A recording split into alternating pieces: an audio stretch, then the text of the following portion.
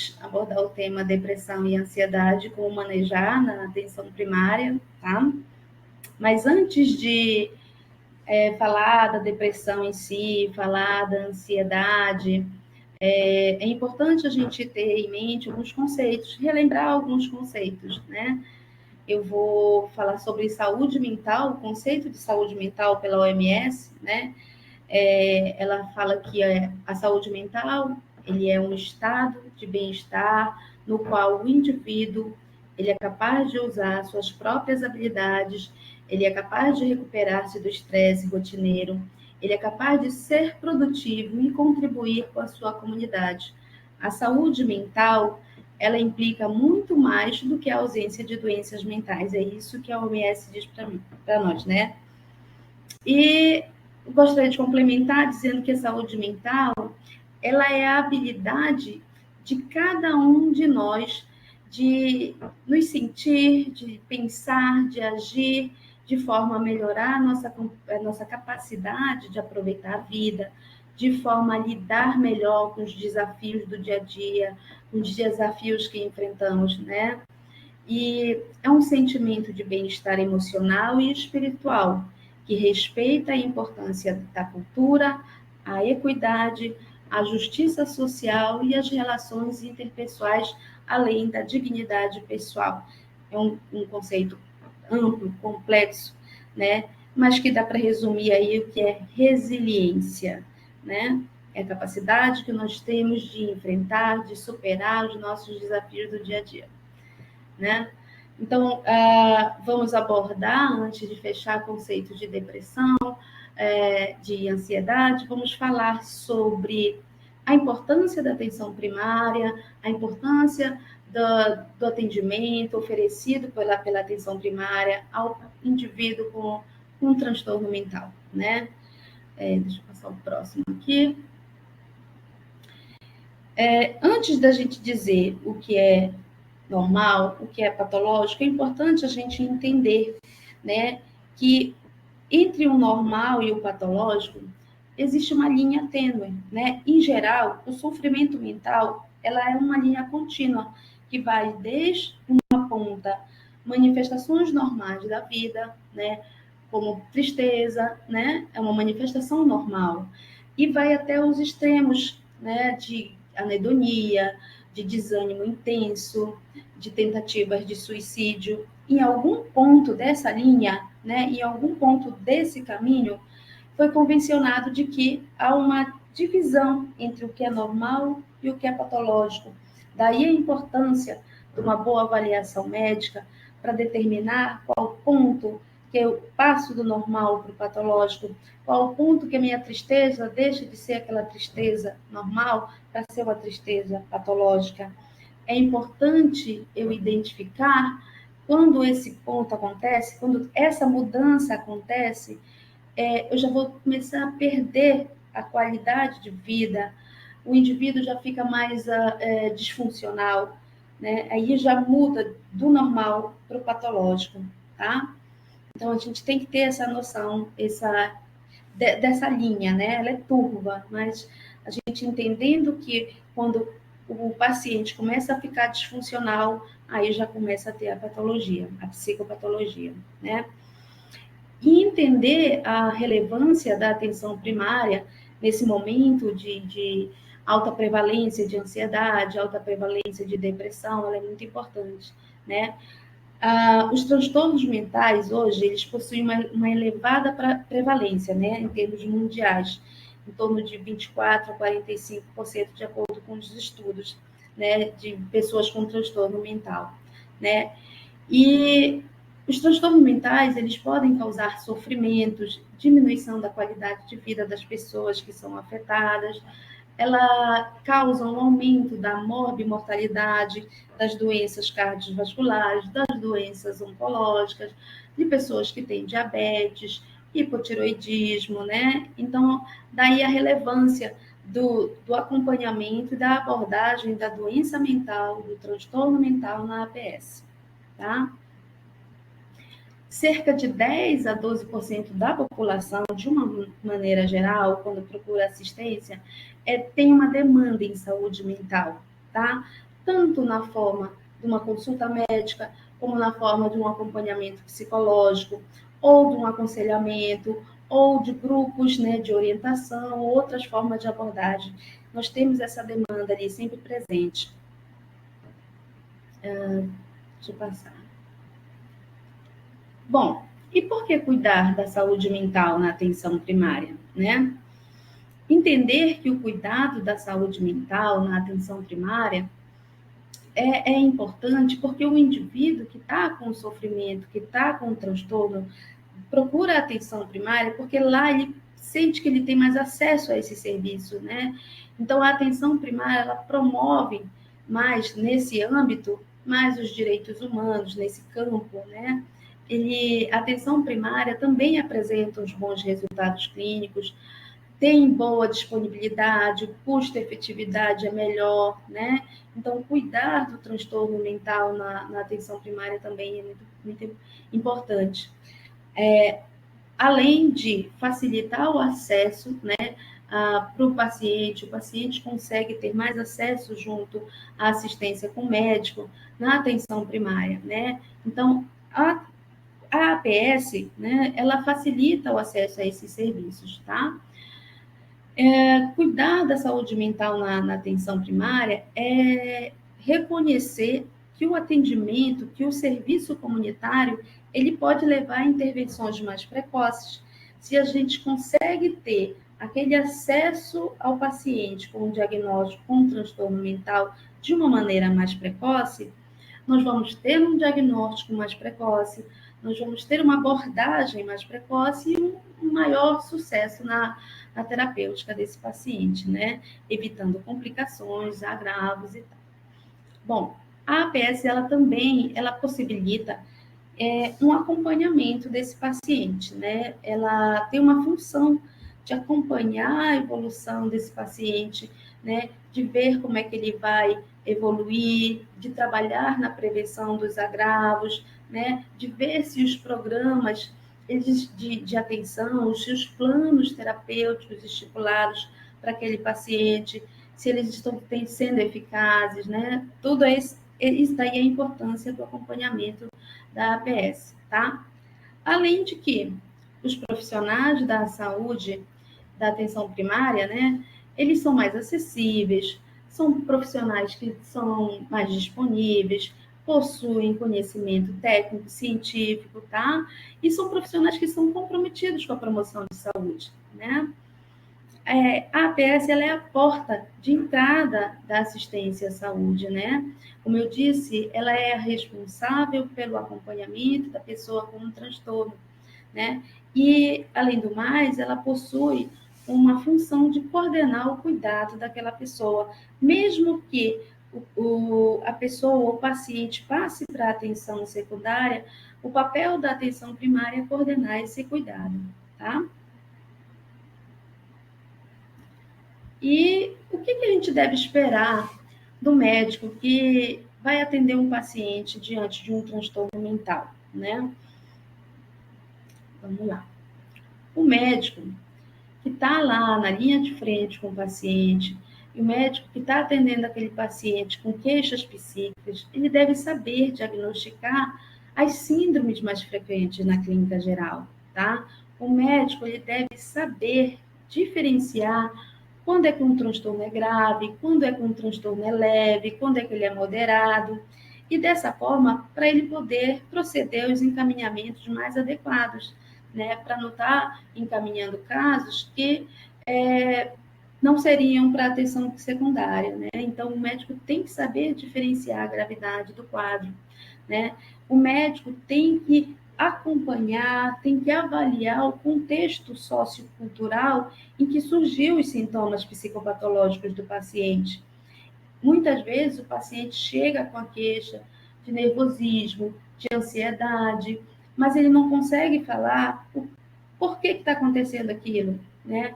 Ele não consegue entender, explicar que ele pode estar sendo vítima de abuso, né? Vítima de violência doméstica, né? Então, o médico, a equipe de atenção primária, ela tem que estar bem atenta a esse contexto sociocultural em que surgiu a psicopatologia no paciente, né?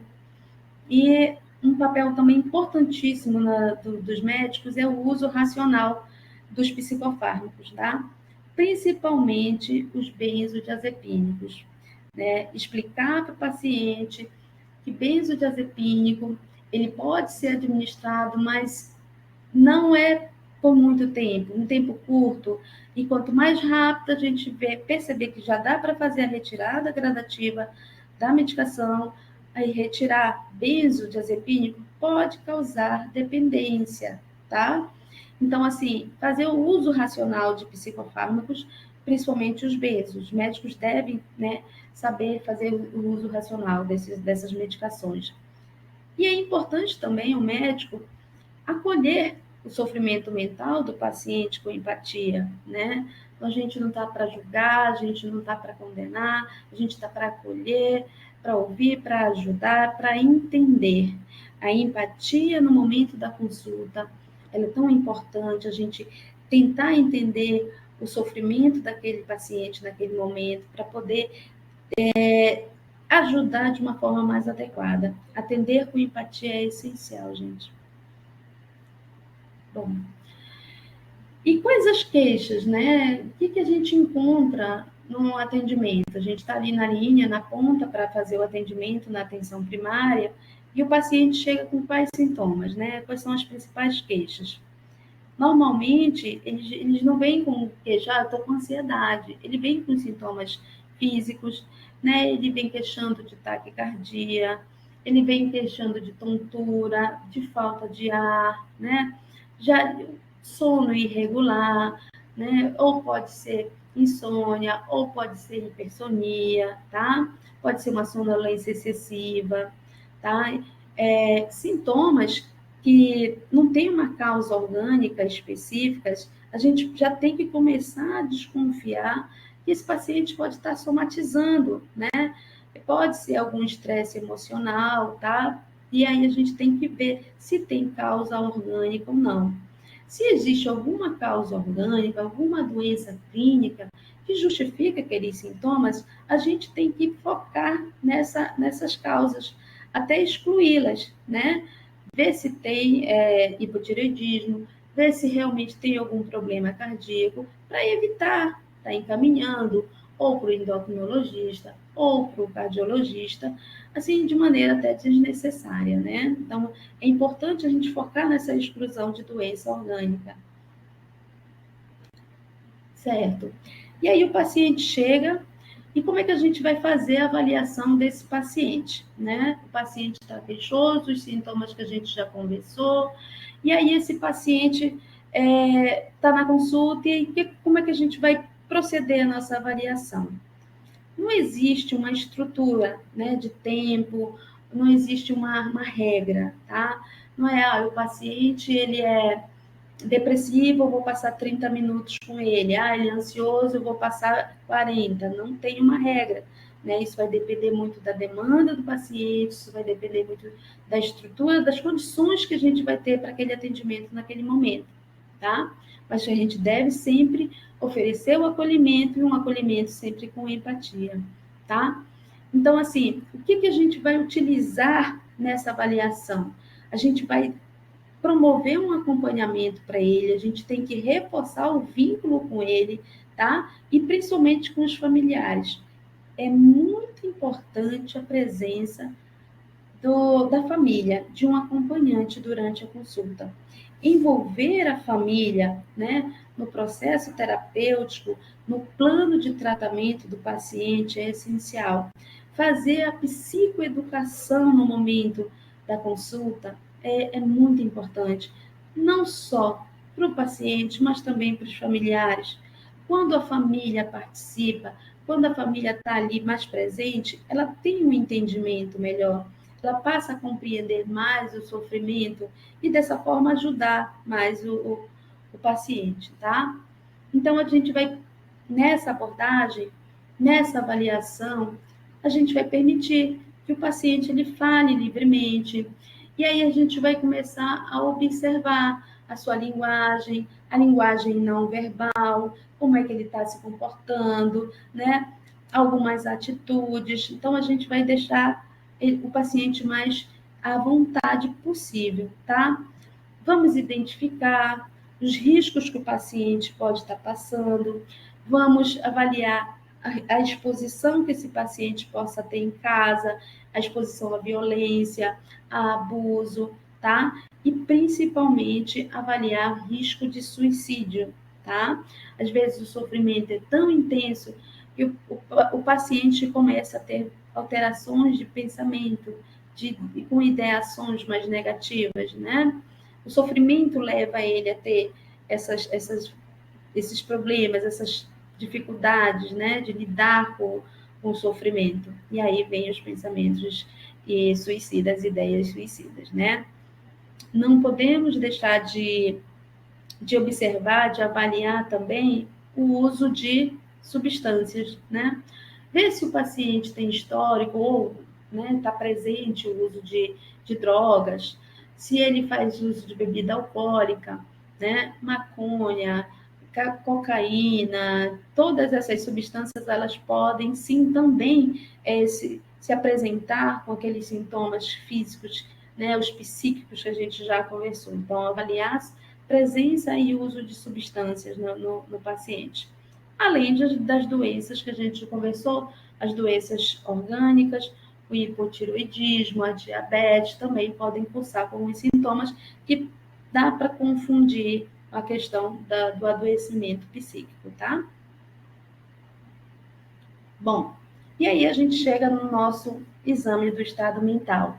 A gente já recebeu aquele paciente, a gente já acolheu, a gente já fez uma avaliação, né, do histórico, está iniciando a questão da anamnese, tá? E aí a gente vai ter que fazer um exame do estado mental do paciente. Vou descrever o estado mental do paciente. Eu estou ali na linha de frente, eu estou atendendo um paciente com queixa de transtorno mental, eu vou ter que fazer o exame do estado mental do paciente, tá? Primeira coisa que a gente avalia é como é que esse paciente se apresenta, né? Como é que ele chega ao consultório, se ele chega amparado pelos familiares, se ele chega sozinho. A gente vê a marcha do paciente, se ele anda normal, se tá claudicando, se não está, né? A gente vê a psicomotricidade, se ele é mais lentificado, se ele é mais agitado, né? Tudo isso logo no início, né? Como é que esse paciente se apresenta para a gente, como é que ele se comporta, a impressão geral que a gente tem desse paciente. Se é um paciente com uma aparência mais desleixada, ver se a mulher se está maquiada, se não está, se está com os cabelos penteados, né? A higiene pessoal, né? Se ela está conseguindo fazer a higiene pessoal, tudo isso a gente vai avaliar, tá? O paciente senta e aí a gente vai começar o nosso exame e vamos ver a orientação desse paciente, né? Se esse paciente sabe onde ele está, se esse paciente sabe quem ele é, né? A orientação auto e alopsíquica, tá? Nós temos que avaliar a memória desse paciente, a gente pode e sim deve fazer alguns testes, tá?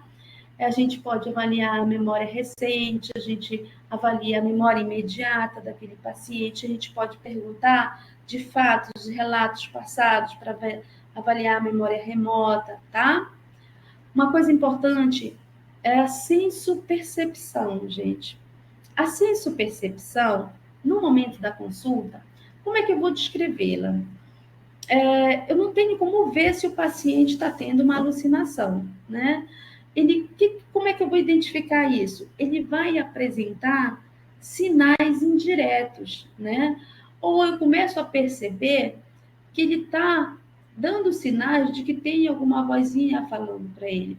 Ou ele está te olhando, de repente ele desfoca o olhar, e aí a gente percebe que tem sinais indiretos de que tem alteração sensoperceptivas, né, auditivas, alterações sensoperceptivas visuais.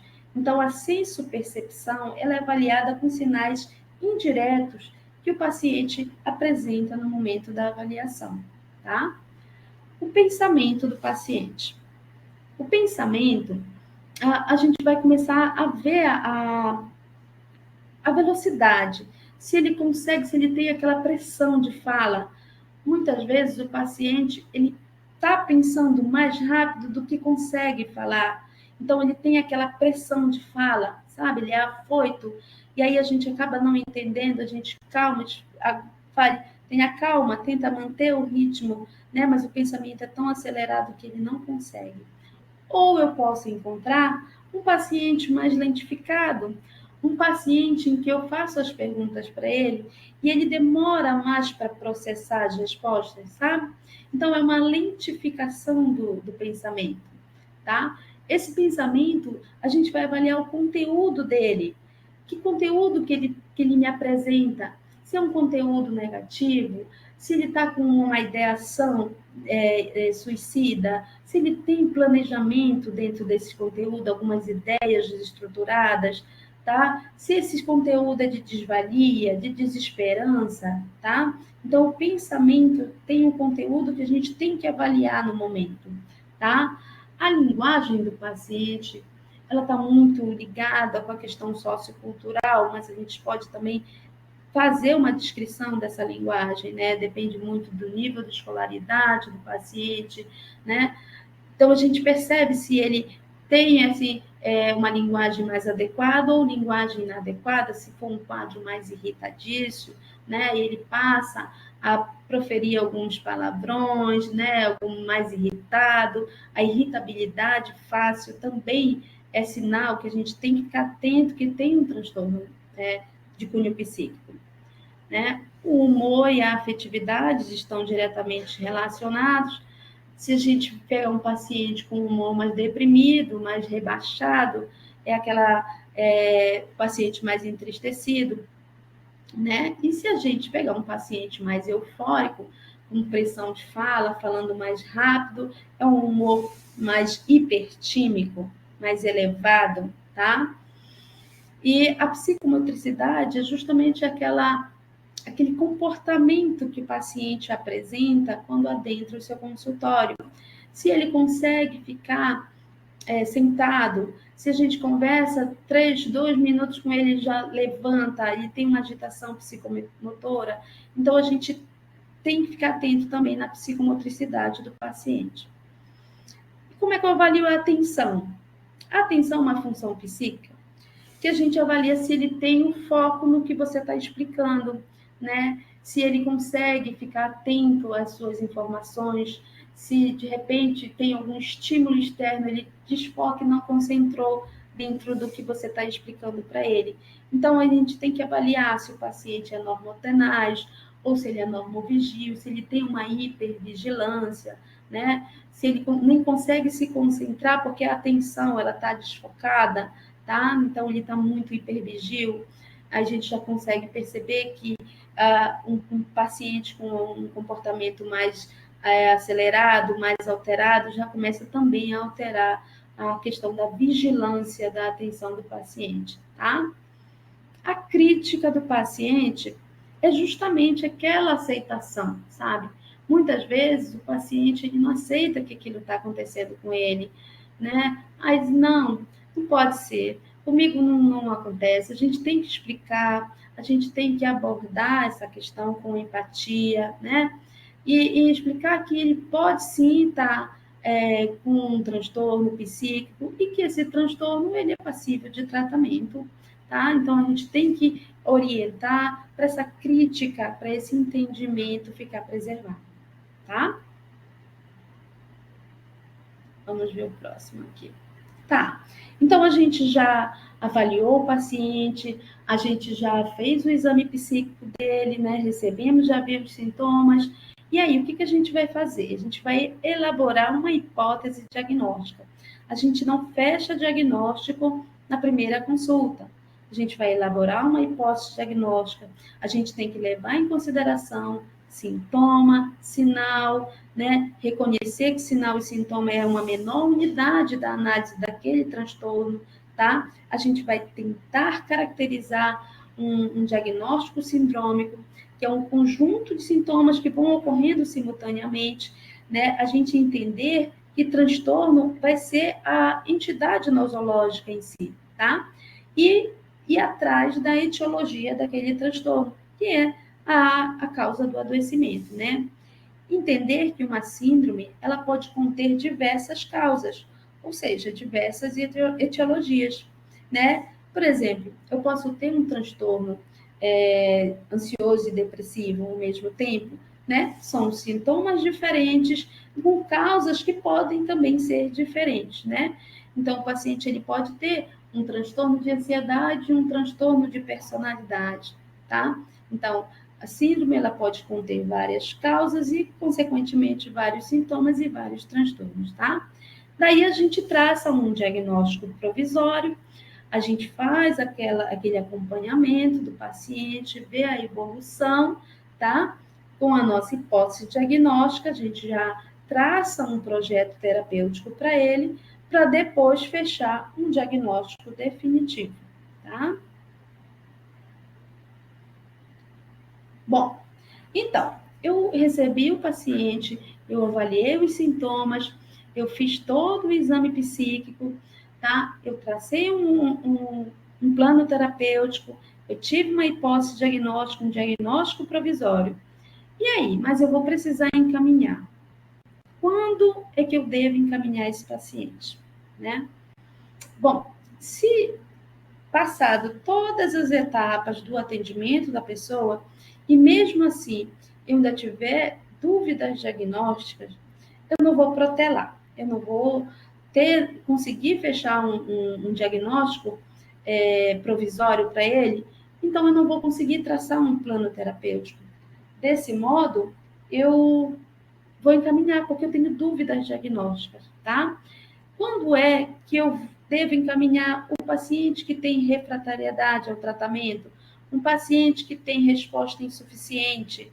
Após a reavaliação, 4 semanas depois, iniciei o plano terapêutico, o tratamento medicamentoso, não vi resposta adequada ou resposta insuficiente, percebi a presença de sintomas psicóticos, percebi a presença de agravos, né? Então, eu devo encaminhar esse paciente, tá? Um paciente que já está com agitação psicomotora, ou aquele paciente que está naquele negativismo total.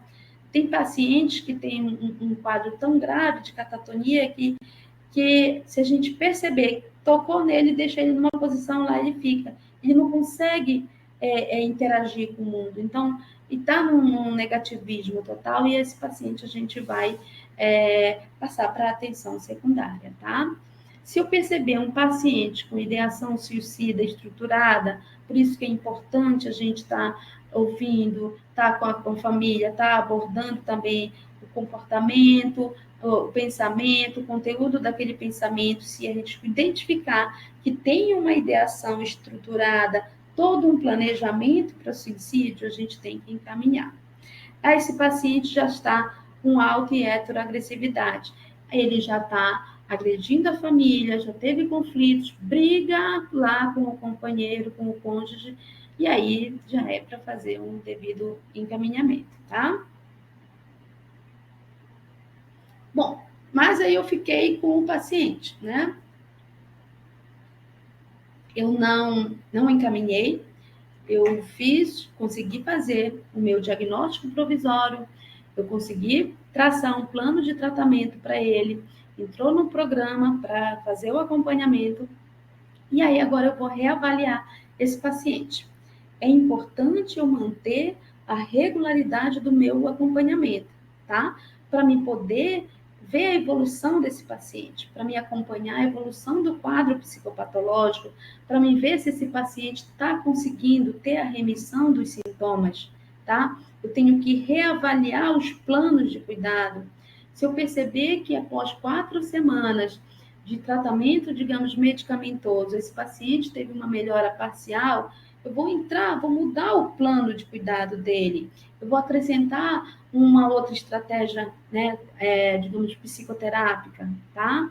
Então, é importante a gente reavaliar o paciente para poder rever os planos de cuidado, observar a resposta terapêutica, ver se aquele paciente está tendo efeito colateral, né, dos medicamentos, se ele está aderindo, né, ao tratamento, E isso vai ser muito importante na psicoeducação que a gente fez no paciente no primeiro momento, tá? Essa adesão, explicar para o paciente que ele não vai ter melhora imediata, a gente vai falar um pouco mais na frente, quando entrar em tratamento medicamentoso, né? Acompanhar os tratamentos vigentes também de outras patologias, né? Se o paciente tem risco de interações medicamentosas, ver se ele está tomando a medicação para diabetes, ver se ele está tomando o remédio para o hipotiroidismo, tá? Então, esse acompanhamento a gente vai fazer para o paciente que a gente não encaminhou. Bom, terminando essa primeira etapa, que é justamente como abordar o paciente que chega na atenção primária com queixas de cunho psíquico, né? Então, a gente vai focar um pouquinho mais na depressão e ansiedade, né? Para entender e reconhecer e botar em prática o que a gente viu agora, né? Principalmente para facilitar na nossa hipótese diagnóstica, no nosso diagnóstico sindrômico, e assim facilitar o plano terapêutico que a gente vai estipular para esse paciente, tá? Bom, vamos falar sobre depressão e ansiedade. Primeiramente, depressão, tá? Existem 3 diferentes significados relacionados à depressão. O que eu quero dizer sobre isso? Eu posso encontrar um paciente com tristeza, humor entristecido, né? E perceber que esse é um sentimento humano normal, né? Que pode acontecer com qualquer pessoa, né? Que tem perdas, que tem decepção, que passam por eventos negativos da vida. A gente só tem que tomar cuidado naquele momento em que ele passa do normal para o patológico. E aí eu vou começar a ver a depressão como síndrome psiquiátrica, né? Porque aí eu já vou perceber diversos sinais e sintomas que podem estar trazendo prejuízo para a pessoa, tirando a qualidade de vida, trazendo disfunção, né? Ele fica disfuncional na questão do ponto de vista profissional, dificulta o relacionamento social, familiar, né? Bom, então, a depressão como síndrome psiquiátrica, a gente vai perceber sinais e sintomas que têm mecanismos diferentes, tá?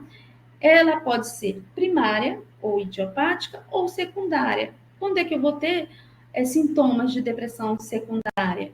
Quando eu tenho causas ou condições médicas que a gente já conversou, ou quando a gente tem substâncias exógenas, uso de drogas, de álcool, tá? Bom, e a gente tem também um outro significado do transtorno depressivo, é a questão da depressão maior, né? Essa depressão é um episódio único, ou ele pode ser recorrente, e a gente vai ver os critérios para o diagnóstico dessa depressão no DSM-5, né? Os critérios de diagnóstico do Manual de Diagnóstico, né? De Doenças Mentais, mas um pouco lá na frente, né? Vamos lá, tá? Então, falar sobre a prevalência de depressão, tá?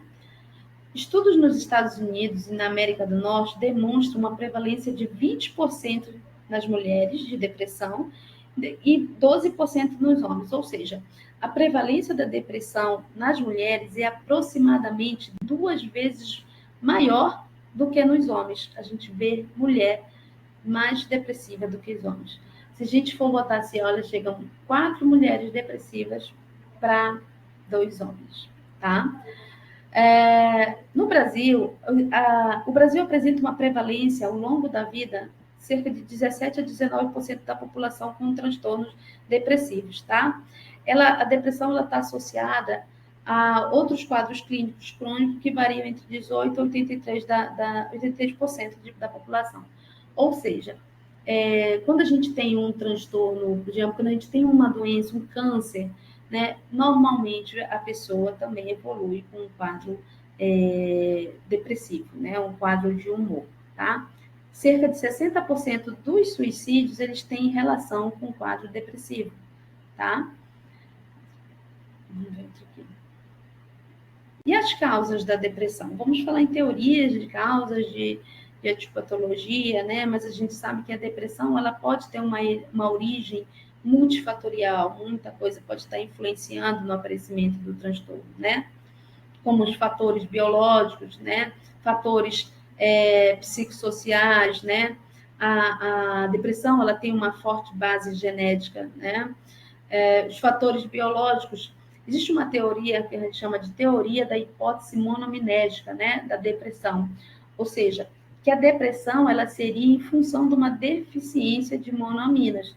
Mas ainda estamos na teoria, porque não é só essa depressão, essa diminuição, essa deficiência de monoaminas, de serotonina, de neurotransmissores, que está relacionado à depressão, né? Também temos que considerar os fatores psicossociais, né? De estresse de vida, os eventos negativos, né? Os fatores ambientais, a pandemia é um fator também, né? Que contribuiu muito para desencadear os quadros depressivos, né?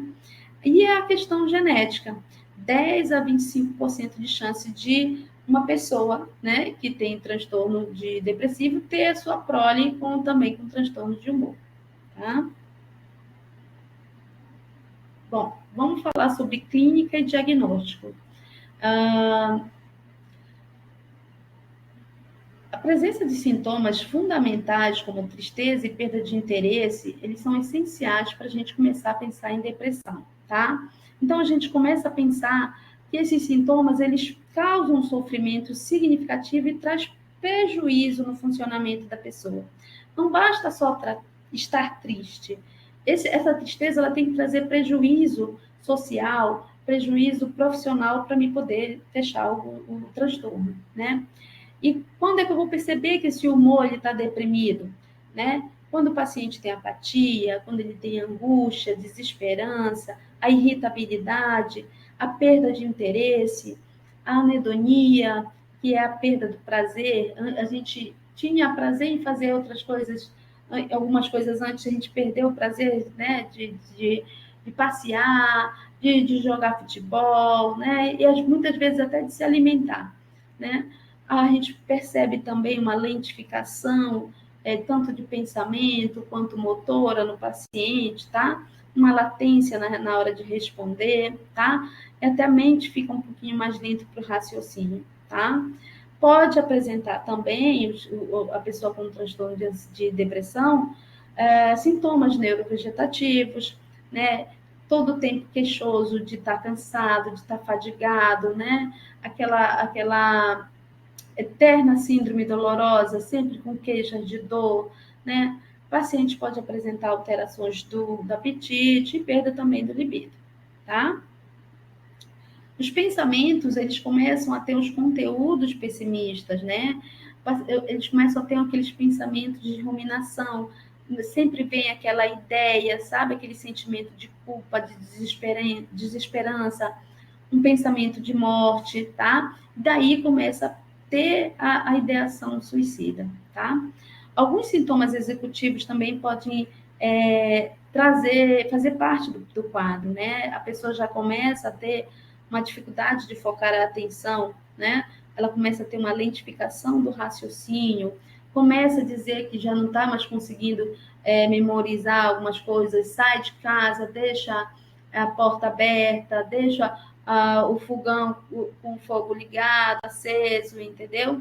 E aí a gente começa a perceber que esse paciente começa a ter dificuldades de tomar decisões na vida, e ela vai tendo alguns prejuízos nas relações interpessoais dela, tá? Vamos falar sobre os critérios, né, de acordo com o DSM-5, para fechar esse diagnóstico, tá? A gente está vendo esse paciente com todas essas queixas, com todas essas alterações psicopatológicas, mas a gente vai tentar encaixar ele nos critérios para fechar o diagnóstico. O DSM, ele ajuda a gente a fechar diagnóstico, ele não é uma regra dos sintomas psicopatológicos, tá? Bom, então o DSM, ele apresenta critérios que a gente vai avaliar A, B, C, D, né? Vou mostrar aqui para vocês. E cada critério vai ter lá a sua característica. O critério A, o paciente apresenta humor deprimido, com perda de interesse ou prazer, né? Por pelo menos 2 semanas, tá? E ele pode ser acompanhado por 4 ou mais sintomas que a gente vai dizer aqui, tá? O que o critério A apresenta? 2 semanas de sintomas, acompanhando de alteração do peso, o paciente pode não querer mais se alimentar e fica emagrecendo, pode ter transtornos do sono, ou uma hipersonia, ou uma insônia, ele pode ter uma agitação ou um retardo psicomotor, fadiga ou perda da energia, sentimentos de culpa e inutilidade, disfunção executiva, pensamento de morte com ideação suicida. Esses são os sintomas do critério A do DSM-5, tá? Lembrando que não é psicopatologia da depressão, mas esses critérios, eles ajudam no diagnóstico do transtorno, tá? Bom, aqui vem os critérios B, C, D e E, tá? E importante atentar, eu vou falar para vocês do critério B, um sofrimento clinicamente significativo, com prejuízo social ou profissional.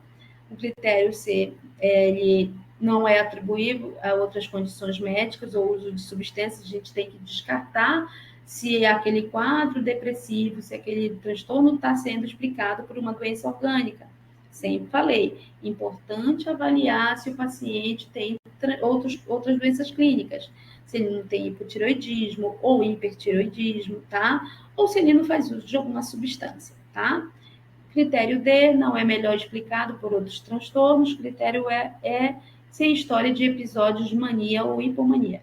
Aqui, gente, para descartar, a gente chama de transtorno afetivo bipolar, tá? Então, já é um outro problema, já não é depressão, já é uma outra psicopatologia, mas para a gente fechar o diagnóstico de depressão, a gente não pode em nenhum momento da vida, apresentar histórico de mania ou hipomania. Se apresentou, aí a gente já descarta a depressão. A gente já vai tentar ver a questão do transtorno afetivo bipolar, tá? Então, não pode apresentar histórico de episódios de mania ou hipomania, tá? Atentar para a depressão secundária, que é causada por quadros sistêmicos, que são induzidos por substâncias, que são induzidos por álcool, cocaína, maconha, medicamentos hipnóticos. Estou sempre destacando isso aí, tá? As condições clínicas que a gente falou, que são as outras condições médicas, Parkinson, hipertiroidismo, síndrome de Cushing, Alzheimer, epilepsias e até câncer, tá? Bom, aí a gente falou do DSM-5, mas é importante que a gente usa muito o CID-10, tá? É importante a gente considerar os sintomas fundamentais e acessórios que o CID-10, né, o CID na sua 10ª versão, nos explica como fechar o diagnóstico. Ele diz que nós temos sintomas fundamentais como humor deprimido, perda de interesse e fadigabilidade, e os sintomas acessórios, como diminuição da concentração e da atenção, uma autoestima e autoconfiança bem reduzida, ideias de culpa e inutilidade, visões isoladas e pessimistas do futuro, ideias ou atos autolesivos, né, com o sono perturbado e o apetite diminuído. E aí, o que o CID-10 diz que é para a gente fazer? Para a gente caracterizar uma depressão leve, eu vou ter que ter 2 sintomas fundamentais e 2 acessórios. Para ser uma depressão moderada, 2 sintomas fundamentais entre 3 a 4 acessórios. E para ser uma depressão grave, 3 sintomas fundamentais com 4 ou mais sintomas acessórios, tá? É assim que o CID-10 nos explica como fechar o diagnóstico, tá? Bom, e aí a gente vai ter que fazer o diagnóstico diferencial da depressão, do transtorno depressivo, né? Eu falei para vocês que um do diagnóstico diferencial é o transtorno afetivo bipolar. Apresentou histórico de mania ou hipomania, a gente descarta. Ah, mas não apresentou. Pode um quadro bipolar abrir com um quadro depressivo? Pode, né? Então a gente tem que ficar atento, porque se a gente tem um quadro depressivo resultante de um transtorno bipolar e a gente iniciar o antidepressivo, vou ter um risco de virada maníaco com antidepressivos. Então, o transtorno afetivo bipolar, né, ele é um diagnóstico diferencial que a gente tem que ficar bastante atento, tá? Burnout também, né, a gente tem que ter como diagnóstico diferencial, né? O burnout ele está muito comum, né, na atualidade, mas só que no burnout a gente percebe um humor mais agressivo, né, do paciente, ele é mais irritadiço, né? Então, assim, e normalmente tem alguma relação com o ambiente de trabalho, né? A gente não vai focar nos critérios aqui para o burnout, mas ele entra como um diagnóstico diferencial, tá? O transtorno de ajustamento, né? A gente pode ter pacientes com história de que teve uma mudança de emprego, né? Uma separação, alguma alteração na sua vida, né? E aí ele vai ter uma reação negativa em relação a essa mudança, né? A essa vivência impactante que ele está tendo, né? E aí ele não está conseguindo elaborar essa vivência, né? E aí ele pode desencadear, sim, sintomas que podem ser confundidos com transtorno depressivo. Como é que eu vou conseguir fechar esse diagnóstico? Se o paciente está com um transtorno depressivo ou se ele está com um transtorno de ajustamento, né? É quando a gente afasta, né? Quando a gente tenta trabalhar aquela vivência do paciente para aquela queixa dele, né? Se ele, o problema era o emprego, ele está tendo problemas no emprego, ele está tendo, em função disso, um transtorno de ajustamento com um quadro de irritabilidade, humor depressivo, a gente afasta ele da causa e ele melhora, né? E muitas vezes sem precisar de tratamento medicamentoso, então a gente descarta o diagnóstico de depressão, tá? Um outro transtorno que a gente tem que fazer o diagnóstico diferencial é o transtorno de personalidade, tá? Principalmente o borderline, tá? O borderline, quando a gente vai identificar, a gente percebe que o borderline, ele tem uma oscilação de humor mais frequente ao longo do dia, tá? Mas sempre considerar que também pode ter risco suicida, tá? Então, temos que ficar atentos aos transtornos de personalidade. Eu posso ter as duas coisas? Posso ter as duas coisas. Mas ele entra como diagnóstico diferencial, tá bom? Luto, né? A gente vai ver as histórias, né, da questão da perda do paciente, de alguém próximo do paciente. Então, luto entra como diagnóstico diferencial de depressão.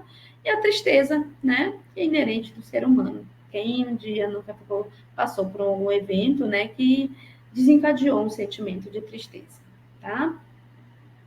Bom, vamos tratar, né? Qual o objetivo do meu tratamento, né? Já estou com o paciente ali, então eu vou objetivar a remissão dos sintomas dele, ou o máximo possível, tá? Mas sempre fazendo a psicoeducação no momento da consulta.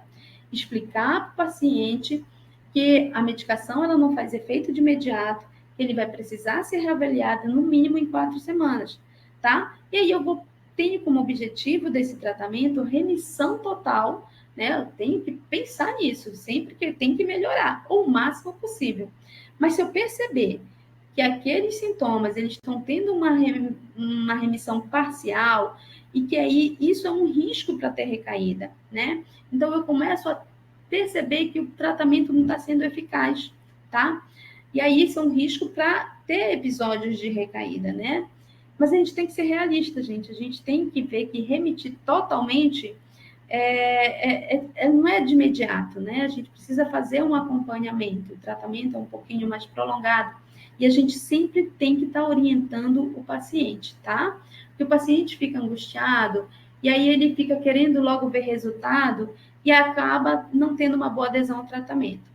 Então, a psicoeducação ela é essencial para a gente poder ter um sucesso terapêutico, tá? Bom, e quando é que eu vou começar o meu tratamento, né? Se eu perceber que o paciente apresenta sintomas psicóticos, não tenho dúvida. Vamos começar, tá? Se eu perceber que o paciente tem um alto risco de suicídio, vamos começar. Um paciente que está com aquela situação, com aquela depressão catatônica, que nem interage mais com o mundo, a gente vai iniciar o tratamento e vai mandar para internação, entendeu? O paciente é nosso, a gente é o coordenador do cuidado dele. A gente vai começar o tratamento e tomar as devidas providências lá para frente para atenção secundária. Quando o paciente apresenta anorexia, temos que começar. É um risco também para a saúde, né, para complicação, para o agravamento do paciente. O paciente também muitas vezes fica tão apático que nem bebe mais água. Então, a gente também vê quadro de desidratação, temos que começar o tratamento. Deixa eu até beber água.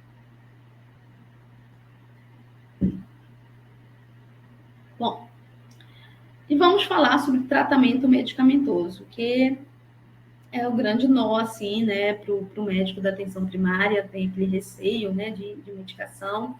Vou falar um pouquinho sobre as classes das medicações, mas sempre enfatizando que o tratamento, ele não é só medicamentoso, a gente tem um tratamento multiprofissional, um acompanhamento multidisciplinar, né? A gente tem que lançar mão também da psicoterapia, tá?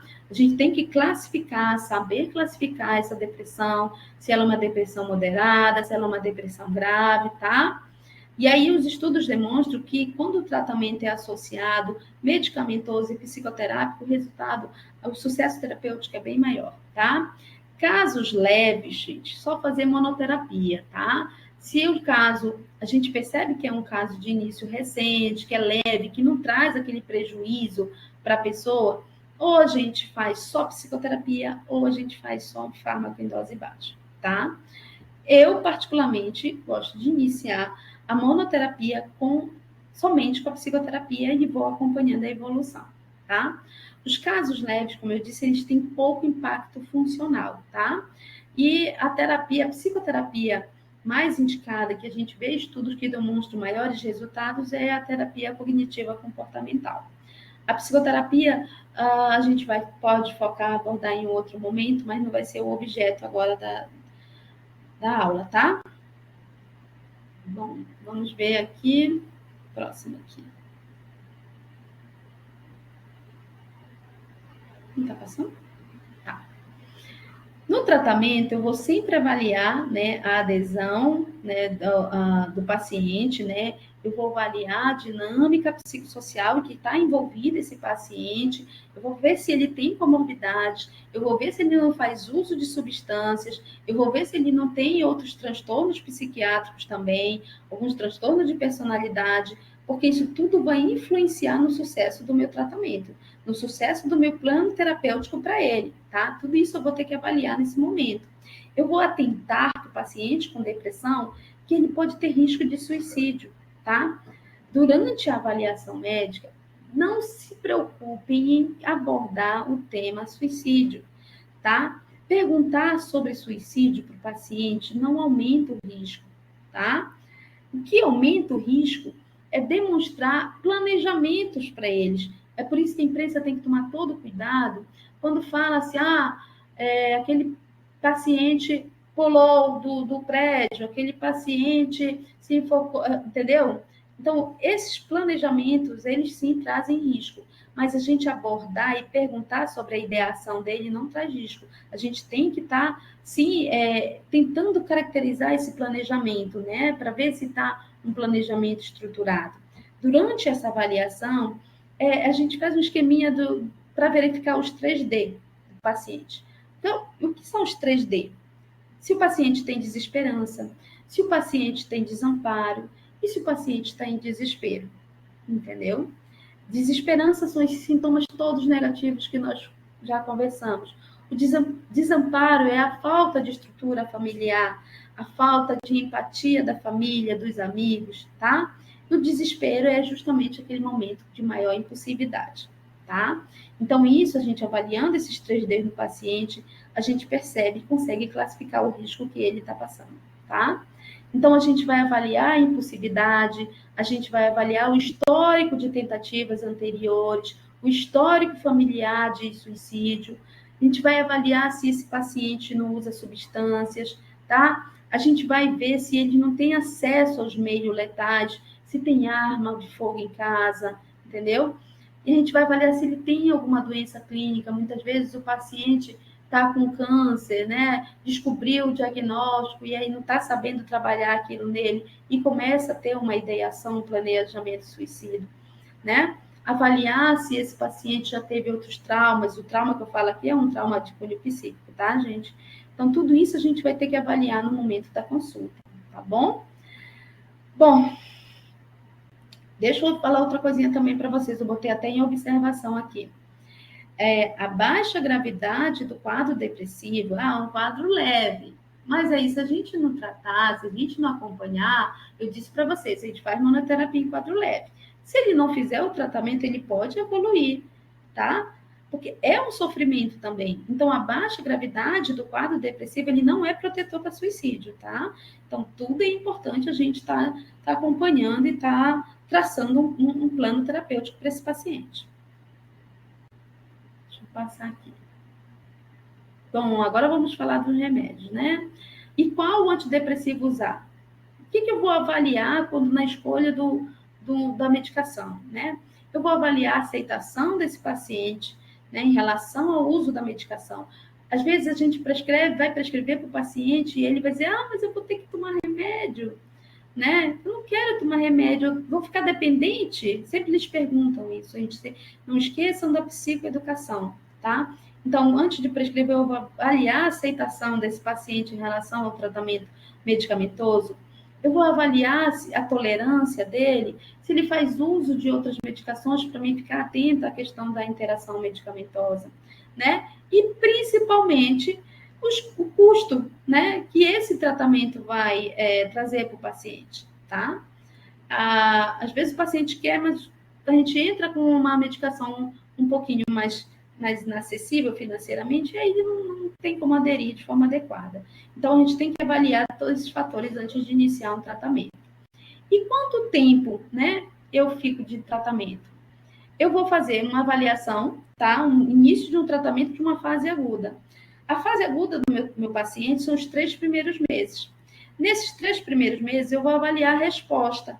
Eu vou avaliar se ele está aderindo, se está remitindo os sintomas, se está tendo melhora, tá? Em quantas semanas eu estou vendo essa melhora, tá bom? A primeira escolha do tratamento que a gente faz da questão medicamentosa são inibidores seletivos da recaptação de serotonina, eu vou explicar para vocês, tá?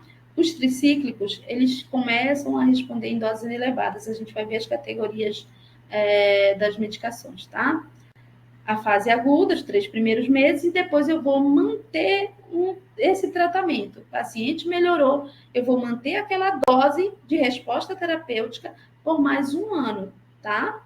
Então, assim, 3 meses, a fase aguda, beleza, melhorou 60 miligramas de fluoxetina, deixa lá que é de 60 mais 1 ano, tá bom?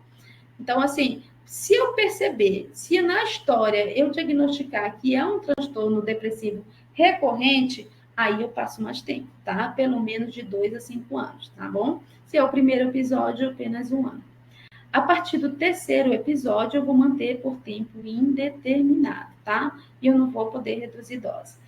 Sempre falar em psicoeducação, ela é essencial para o sucesso terapêutico, tá? Vamos falar do que é importante nesse tratamento, tá? Após a remissão dos sintomas, o tratamento ele deve ser mantido por pelo menos 9 meses. Foi o que a gente falou, 1 ano, 3 meses da fase aguda, mais 9 meses dá 1 ano, tá? Na mesma dose em que alcançou a resposta terapêutica para evitar o risco de recorrência.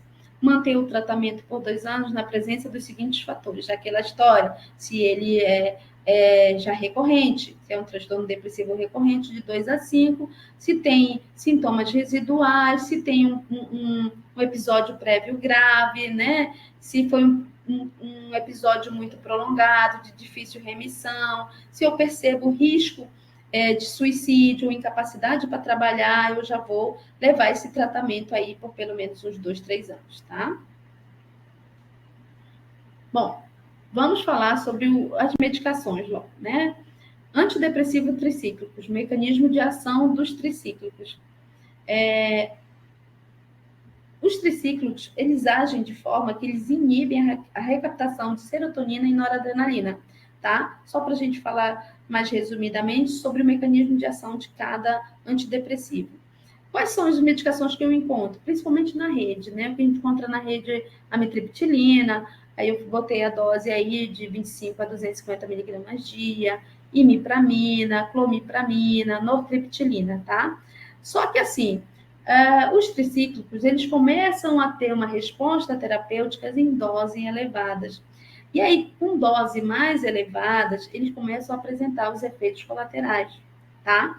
Quais são os principais? O paciente apresenta boca seca, o paciente pode apresentar constipação intestinal, visão borrada, retenção urinária, né? Um déficit cognitivo, o paciente fica, poxa, parece que eu estou custando mais a raciocinar, ter a resposta. Isso pode acontecer, tá? Pode ter hipotensão postural, tomar cuidado quando o paciente diz que tem, já é um paciente idoso, estou com um problema no coração, ele altera lá o intervalo que ele tem, então dá uma alteração na condução cardíaca, tá? Então, ficar muito atento que tricíclico é bom? É, mas ele só começa a apresentar uma dose terapêutica, já uma dose mais elevada, que gera mais, apresenta mais os efeitos colaterais, tá? Bom, e os inibidores seletivos da recaptação de serotonina, né? O nome já diz, o mecanismo de ação é através da inibição da recaptação de serotonina na fenda sináptica. O que a gente encontra, né, de inibidores? Fluoxetina, sertralina, citalopram, escitalopram, paroxetina e a fluvoxamina. Aí tá as dosagens, tá? Os efeitos colaterais, assim, de certa forma, eles são mais toleráveis comparados com os tricíclicos. A questão da intoxicação, ela não é tão presente nos inibidores seletivos quanto na questão dos tricíclicos, tá? Mas a gente tem ainda intolerância gástrica, diminuição de libido, o paciente pode apresentar inquietude, náuseas, vômitos, tá? Ficar atento, porque se a gente aumentar muito a dose dos inibidores, a gente pode ter o risco de síndrome serotoninérgica, tá? Em que o paciente pode apresentar alterações de espasmos, né? Sudorese, calafrios, temores, rigidez muscular, febre é um quadro grave, a gente tem que ficar bem atento. E ficar atento também na síndrome de retirada, que acontece principalmente com a paroxetina, né? Chegou aquele momento que a gente viu que está na hora de fazer o desmame da medicação, retirar bem gradativamente, não pode retirar abruptamente, tá? Vamos passar. Os inibidores seletivos da recaptação de serotoninas e noradrenalina são os duais, tá? São medicações mais recentes, são medicações mais seguras, né? O mecanismo de ação deles é através da inibição dual da serotonina e da noradrenalina, né? São mais modernas, um pouquinho mais caras, né? Mas os efeitos colaterais eles são menores, tá? A gente pode ter aí a venlafaxina, do duloxetina e a desvenlafaxina, que é a mais recente, né? A mais nova. Eu tenho tido bons resultados, né? Com a desvenlafaxina, é uma medicação assim tem uma resposta muito positiva, né? Mas pode também apresentar intolerância gástrica, pode alterar a pressão do paciente, né? O paciente pode apresentar a tontura, vertigem, sempre que iniciar um tratamento, iniciar com a menor dosagem, tá? Avaliar o tempo para a resposta terapêutica, tá? E deixar aquela dose mínima necessária, mas sempre tem que ter a necessária, tá? Outras classes de medicação inibidores da recaptação de dopamina e noradrenalina, como a bupropiona, tem dose entre 100 a 400, que também é usado para a questão do tratamento do tabagismo, tá? Outras categorias também é a trazodona, a mirtazapina e a agomelatina, tá? A mirtazapina ela é usada quando o paciente tem aquela queixa mais de insônia, né? Então, ela causa uma sonolênciazinha, então ela é mais indicada para quando o paciente tem queixas de insônia, tá? Bom, depressão, então fechou, é longo, depressão, né? Mas é importante a gente estar discutindo, a gente estar revendo, estar reconhecendo, né, o atendimento do paciente com esses sintomas. E aí, normalmente, bem casadinha aí, tá? A gente tem um quadro que pode ser isolado só de depressão, mas a gente pode também ter um quadro associado à ansiedade. E aí é importante a gente falar sobre ansiedade também, tá? Que é muito pertinente, muito presente. E o que é ansiedade, gente? Bom, a ansiedade é um sinal de alerta, tá?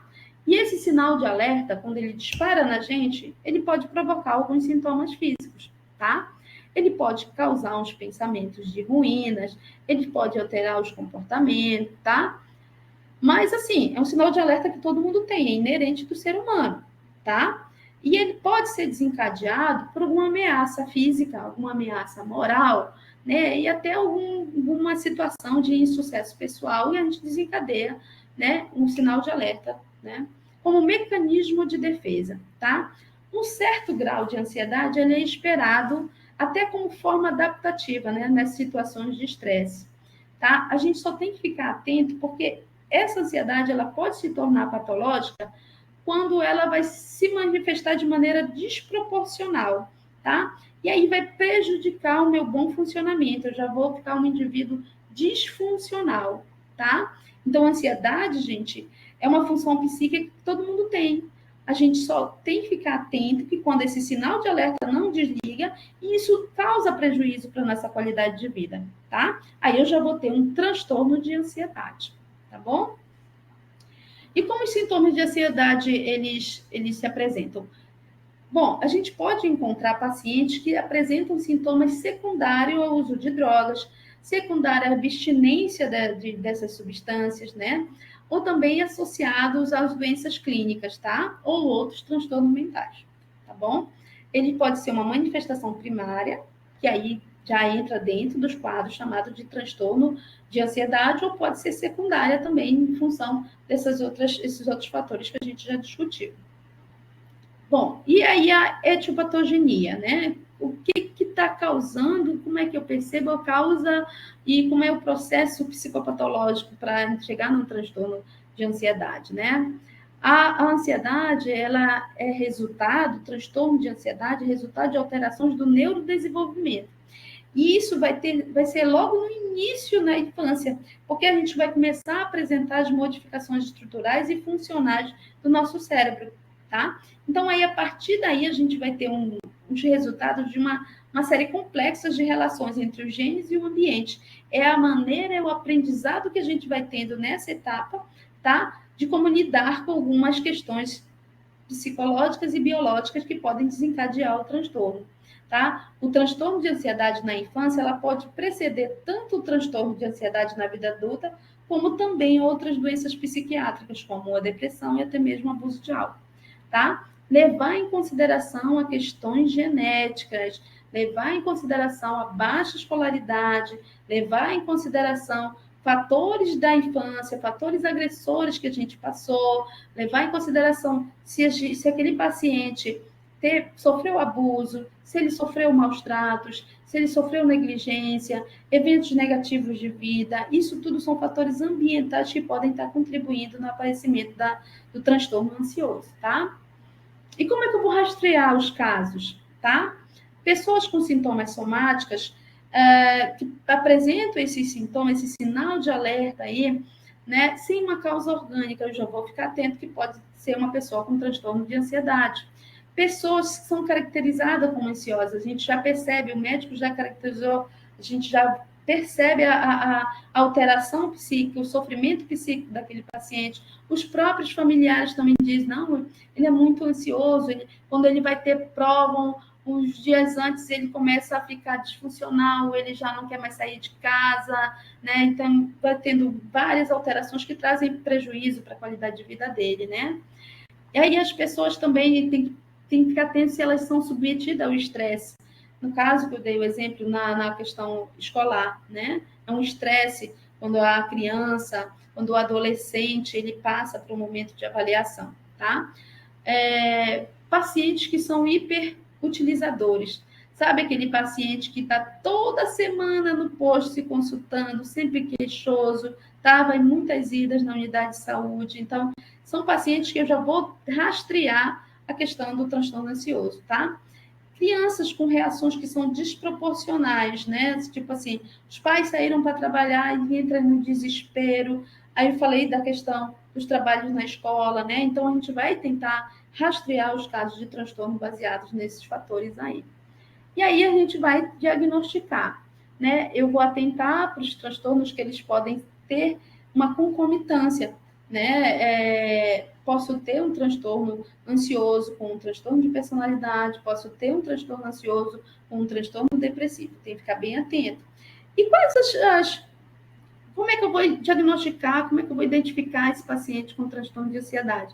Então, eu vou ter a fobia social, tá? Então, eu encontro um indivíduo que ele é temeroso, é um indivíduo que se esquiva, é ansioso, ele tem dificuldade nas interações sociais, tá? Eles têm uma dificuldade, eles temem ser avaliados, né? Então, gera um sofrimento para eles, né? A possibilidade de ser avaliado pela sociedade, de ser julgado. Então, eles se esquivam, eles são mais difíceis de interação, e aí a gente pode fechar um diagnóstico de fobia social para ele. E um paciente que apresenta agorafobia? O indivíduo, ele teme as situações em que ele pensa que ele vai passar por alguma dificuldade. Sabe aquele medo de ter medo, né? Então, assim, não vou para aquele lugar porque eu posso passar mal lá, e aí como é que vou fazer? Como é que eu vou entrar no elevador e fechar, e se eu estiver sozinho, e se eu tiver crise, né? Então, ele tem receio dele desenvolver a crise, dele passar por situações de pânico, né? E que essas situações elas podem ser incapacitantes e até constrangedoras para ele. E muitas vezes isso traz um prejuízo, fica tão disfuncional o paciente que ele não consegue mais muitas vezes sair de casa, tá? A fobia específica, o indivíduo é mais apreensivo, é diferente. É um indivíduo que está focado por alguma coisa que traz aquela ansiedade para ele, né? Ele se esquiva de objetos ou situações específicas, circunscritas. E passa a ser fora de proporção, né? Eu tive um paciente em que ele tinha medo de cavalo. Só de passar perto do cavalo, ele já desencadeava um transtorno de pânico. O cavalo estava bem lá do outro lado da rua. Então, é desproporcional, né? E aí, ele tem uma reação que é bem desproporcional ao risco que ele está correndo. Ele está longe do cavalo, mas mesmo assim ele está tendo a crise, tá? Transtorno de ansiedade generalizada é uma preocupação persistente, excessiva, acerca de várias. Tudo é motivo de preocupação, sempre apresentam sintomas físicos associados, tá? É um transtorno persistente, tá? E é um transtorno, assim, mais arrastado, né? Tudo é preocupação para aquele ansioso lá. O transtorno de pânico acontece. O que acontece no transtorno de pânico? É necessário, pelo menos, que um dos ataques seja seguido pelo menos num mês, no mínimo um período de um mês, tá? Para a gente poder fechar esse diagnóstico. Ou seja, a preocupação, ela tem que acontecer, essa crise, de um mês para o outro, para ter um novo ataque, tá? Sempre com consequências de um ataque, ele começa a apresentar um comportamento mais evitativo, a pessoa não consegue se adaptar às situações, tá? E aí ele começa a ter esses ataques de pânico. De um paciente que vai para consultar, chega lá na recepção, e aí ele tem aquela situação ali para consultar, só de aguardar a consulta ele desencadeia a crise. E todo mês é a mesma coisa, não consegue focar para consultar. Considerar que a presença de prejuízo funcional, tanto social quanto profissional, é importante para fechar o diagnóstico do transtorno, tá? Vamos ver. Não esquecer de avaliar o uso de substância, que também pode ser fator dos sintomas, tá? E se os sintomas são explicados por efeitos psicológicos de uma substância, de uma condição médica, eu descarto o diagnóstico de transtorno. Se usou álcool ou se tem alguma condição médica que a gente já conversou, não é transtorno de ansiedade, pode ser explicado pela condição médica ou pelo uso abusivo da substância, tá? Vamos tratar. Então, para tratar, a gente faz as medidas não farmacológicas e as medidas farmacológicas, tá, gente? Psicoeducação. Psicoeducação é essencial. Fazer o paciente entender que ele tem um problema de saúde que é um problema tratável, tá? Muitas vezes a aceitação que está com aquele problema está bem reduzida, a gente prejudica o tratamento, ele não aceita que ele é portador daquele transtorno, né? E que aquilo está trazendo prejuízo, e que aquilo está tornando ele disfuncional. Então, a psicoeducação é entender o problema e encarar para poder resolver, tá? A gente vai explicar para o paciente também como é que vai ser o tratamento, a gente explicar o tempo desse tratamento, tá? E que o transtorno de ansiedade, ele é depende de uma soma de fatores, né? Explicar toda a psicopatologia, o que ele sente, tá? Que não é... Muitas vezes as pessoas não compreendem, ele tem um sofrimento, tá? E que, se não tratado, ele pode trazer agravos para a vida dele, tá? Abordar, né, as motivações para o tratamento, explicando tudinho isso na psicoeducação, né? A gente deve ajudar a pessoa a trazer a lógica do pensamento. Falar para aquele paciente que está vendo o cavalo lá do outro lado, está tendo a crise, calma, vamos trazer a lógica para o seu pensamento de que esse cavalo lá, ele não está trazendo um risco real para você agora, né? Entender, explicar para ele que o sinal de alerta dele disparou, tá? Mas que ele não tem nenhuma ameaça real que justifique isso, para ele entender e trabalhar essa lógica dele e tentar melhorar, tá? É importante a gente estimular também a atividade física, a higiene do sono, fazer estratégias para reduzir o estresse. Eu gosto muito de indicar meditação, tá?